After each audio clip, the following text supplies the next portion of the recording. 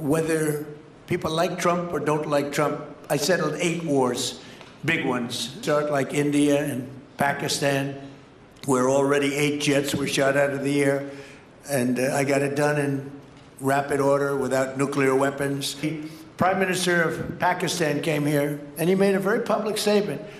He said that President Trump saved minimum 10 million lives.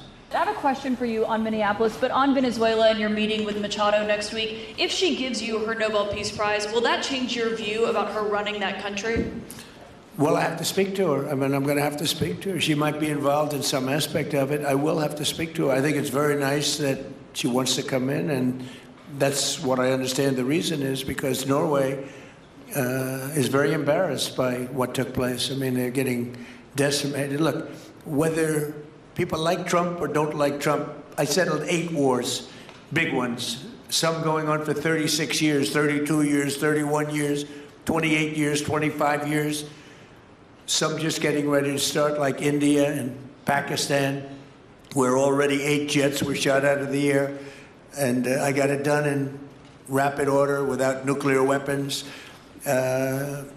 I can't think of anybody in history that should get the Nobel Prize more than me, and I don't want to be bragging, but nobody else settled wars. Obama got the Nobel Prize. He had no idea why. He still has no idea. He walks around and he says, I got the Nobel Prize. Why did he get a Nobel Prize? He got it almost immediately upon attaining office, and he didn't do anything, and he was a bad president.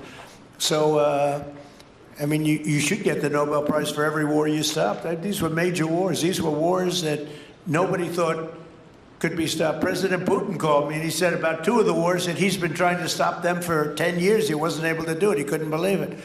So in theory, you should get the Nobel Prize for every war you stopped. Every one of them was major. But I don't care about that. What I care about is saving lives. I've saved tens of millions of lives. You know, the Prime Minister of Pakistan came here and he made a very public statement. He said that President Trump saved minimum 10 million lives having to do with Pakistan and India, and that was going to be raging. So, you know, but I'm honored that she's coming here. I look forward to meeting her, yes. Would you meet the interim president of Venezuela here in the White House? Would you greet her to discuss the fate of the oil? Yeah, well, I'm going to meet a lot of people, and we're going to meet, you know, we meet a lot of people. When you end 8 wars, you get to know a lot of people, and I think it's very important. As an example, we have over $18 trillion. Think of it, $18 trillion coming into our country. A lot of that's coming in from foreign countries like Saudi Arabia and Qatar and UAE and others.